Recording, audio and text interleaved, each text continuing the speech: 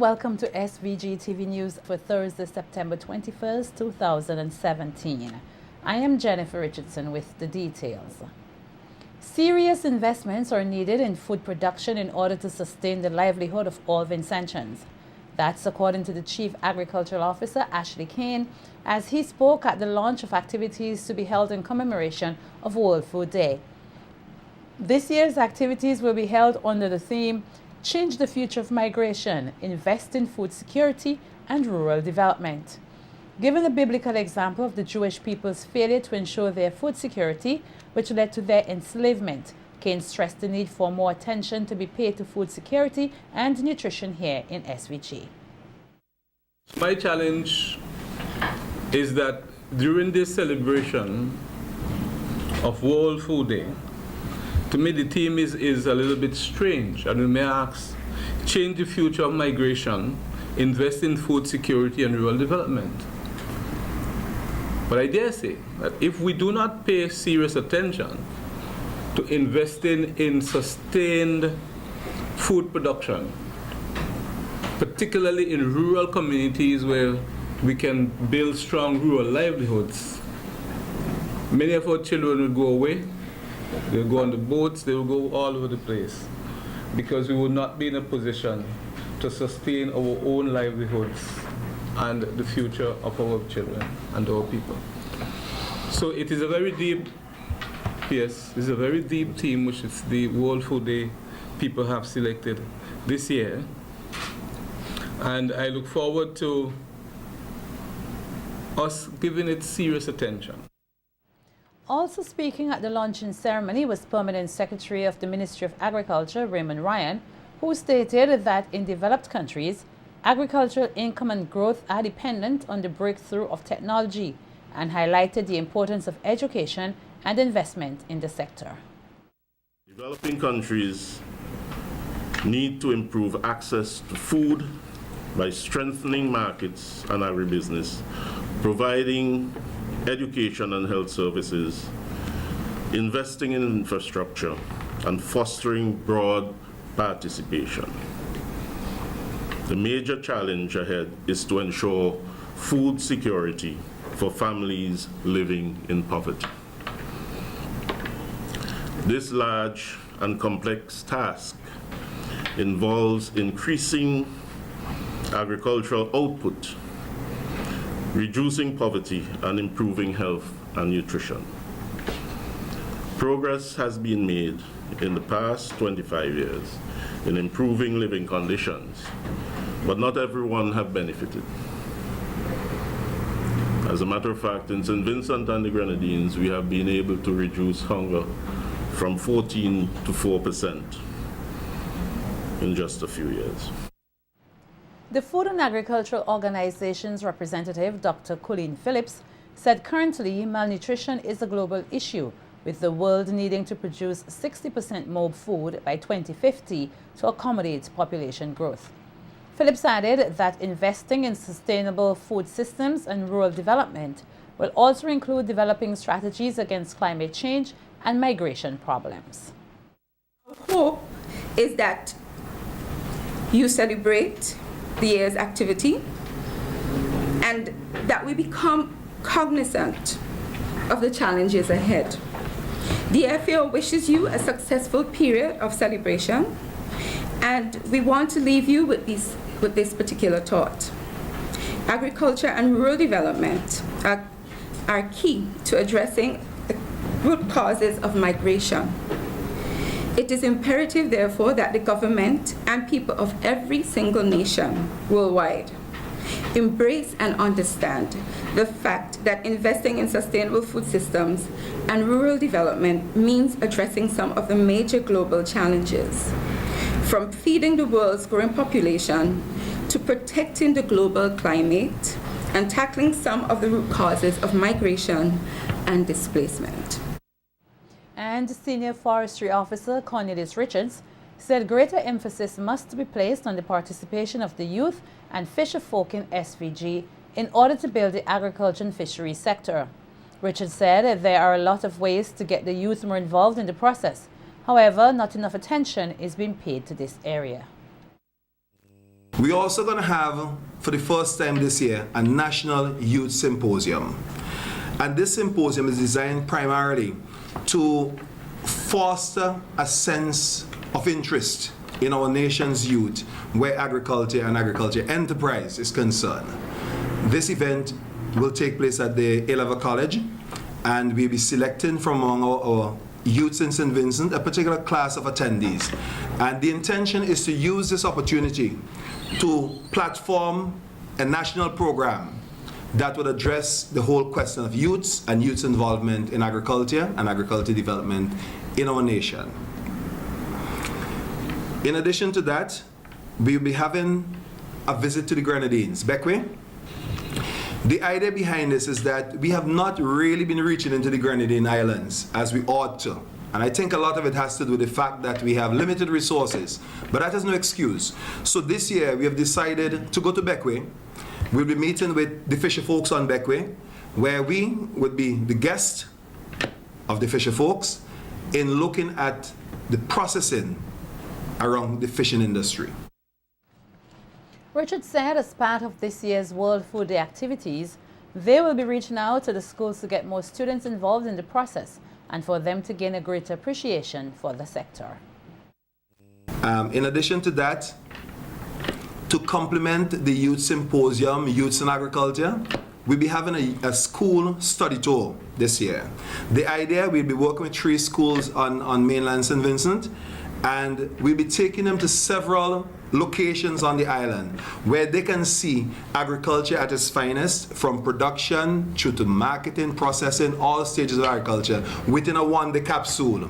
The idea is that these students can become mentors of their schools and extend that interest in agriculture.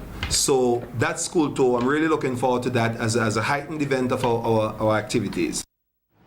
The senior forestry officer also spoke on getting the youth to understand the importance of proper nutrition to their own development and that of the nation. Opposition leader Dr. Godwin Friday said there needs to be more professionalism in certain sectors of the public service. On radio this week, the opposition leader expressed his frustration with the healthcare service in the country, noting that it is an issue that must not be forgotten as basic medication and services are lacking. Between then and now, you would think that, there have been more people have reported to me about the difficulties and the problems that you're having there, the basic things that we cannot get in this country. And I really do think that this is something that the people throughout St. Vincent and the Grenadines, we have to find a way to say to the government, it is not business as usual with respect to our health care, because there's a crisis in St. Vincent and the Grenadines. There's a health care crisis in the country. There's no question about it. And we have to keep repeating this. We have this idea that people figure, okay, it's just a matter of time, and then, nobody's going to be talking about it anymore. The problem is that people are still being affected every single day. And basic things that they used to take for granted are not being provided anymore. The basic medications that they used to rely on are not being provided anymore. Dr. Friday also expressed his concerns over the administration of the police force, noting that the officers are losing their morale under an already stressful job. The decline in professionalism and in the politicization of decision making that seems to be happening, the vindictiveness that sometimes manifests itself in terms of how officers are treated and the promotions and in disciplinary actions. And if we don't have a police force that the police themselves feel that they are, they're doing their best and therefore they will be recognized, then it affects the morale. It's just a normal human nature. True. And so I'm asking and calling on the higher ups in the police force and so on to do what they can to improve the situation with respect to all of those things. The Center for Enterprise Development Incorporated, the CED, will continue to empower more people to take on entrepreneurship roles this weekend when it hosts the second part of its Business Awareness Startup Seminar. On Saturday, September 23rd, the CED, in collaboration with the Bank of St. Vincent and the Grenadines, BOSVG, and the SVG Teachers Cooperative Credit Union will put on the Preparing Your Business Plan seminar at the SVG Community College Auditorium in Villa. The seminar is a follow-up to part 1 of the Business Awareness Startup Seminar held in August, which was entitled Getting Ready to Start a Business. Saturday's seminar is designed to help business owners, entrepreneurs, and potential entrepreneurs understand the importance of the business plan, appreciate the various segments of the business plan, and further help develop their skills in preparing a business plan. It will cover all of the essential steps and detail all of the components of the business plan. It is expected that participants will come away from the seminar energized and prepared for writing a business plan and excited about embarking on the journey of entrepreneurship. Participants will include those from part 1 of the Business Awareness Startup Seminar, the winning teams from the 2016 NTRC I-Squared competition, and students in the entrepreneurship program at the SVG Technical College. The seminar will be delivered by business consultant Dr. Julian Ferdinand. It begins at 9 a.m. The Carnival Development Corporation, the CDC, will also on Saturday, September 23rd, host a symposium under the theme, The Changing Face of Vincy Mas. The symposium, to be held at the NIS Conference Room from 10 a.m., will discuss several topics including the implications for the Carnival Development Corporation, the changing face of masquerade, the Carnival controversy, and Vincy Mas calendar of events. The session will wrap up with an evaluation of the day's agenda at 3:30 p.m.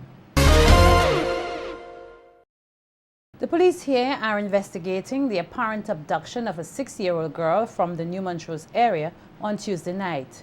Reports are that the child was asleep with 2 other siblings. When the mother went to make a check on them, she discovered that her 6-year-old was missing. The mother then raised the alarm in the community, and persons came out in the neighborhood and a search was conducted. Reports are that the child was then discovered in a towel coming from an abandoned building near the Faith Temple Church. She was taken to the hospital for examination, and after several checks, it was noted that she was not harmed physically. Up to news time, it was not known who removed the child from her home and for what reason.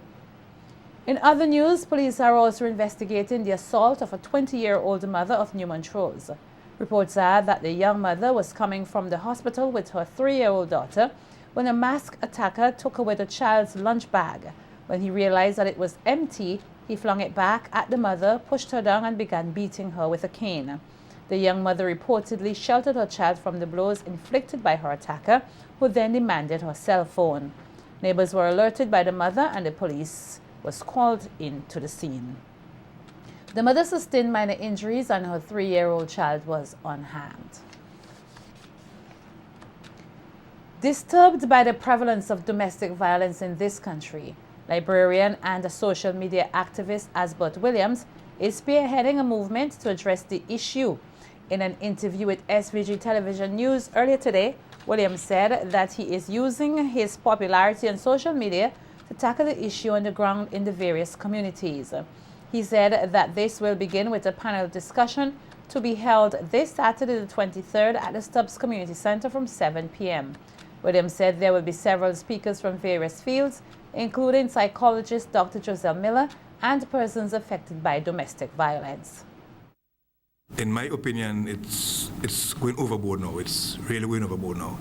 And I don't want to say that nobody is doing anything, because there are other persons who are speaking. But I think it's time that we go to the communities and speak to the persons in the communities. And this Saturday we are going to Stubbs Force. We're doing Stubbs Force. I have teamed up with the group in Stubbs, SEDI Stubbs. I have liaised with the president, Yolande London, and we decided we're going to have a community discussion. We're not going to be talking to anybody. You come out and you discuss, and we're going to have a panel. We're going to have somebody from the police. Expect to have somebody from the police. I wrote to them. I called them today. They were supposed to get back to me. I'm going to have a lawyer. I'm going to have somebody from the human rights, and we're going to have a feature speaker, psychologist that work at the hospital, Dr. Giselle Miller. She'll be our feature speaker. And important, we're going to have victims, past victims, and persons in current situation where they've been abused, and they're going to speak out about it. Williams called on persons to attend the Saturday's session and promised that there will be others throughout the country. I'm inviting everybody this Saturday in the Stubbs area, Victor Village, Carla. And anyway, where you want to come from, just come out and share your views, listen, ask questions. Don't be afraid. What time is this going to happen? We expect it to start at 7, but we're asking persons to come out 6:30, get a nice seat, get relaxed, and get ready. The CARICOM Youth Ambassadors of SVG are joining with the United Nations in their Unite to End Violence Against Women and Girls campaign.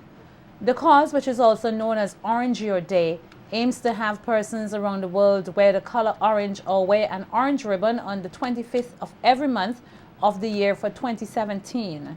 Committee member of the CARICOM Youth Ambassadors of SVG, Maurice Franklin, said that the color orange not only highlights awareness of domestic violence, but it also brightens the world against the negative actions of domestic violence. It's Unite to End Violence Against Women and Girls Worldwide. And it's more so that people can show their support throughout the year instead of just waiting for the 25th of November, which is the International Day for the Elimination of Violence Against Women. Some people would have seen me walking around trying to give them out, but the pins are free. But the idea is just for you to wear orange to show your support for ending violence against women. I mean, it's a simple action, but it still says that you are in support of the movement and you're making a personal commitment to doing whatever you can to put an end to violence against women. Franklin, who is also an attorney, said that domestic violence comes in different forms and advocates the need to eliminate this scourge from society.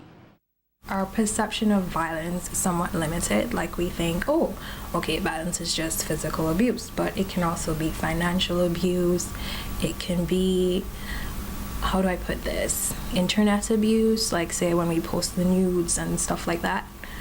We are still abusing women by promoting these types of behaviors and stereotypes attached to certain types of women. So with CARICOM Youth Ambassadors, we generally try to educate people about various social issues and also to promote campaigns such as these.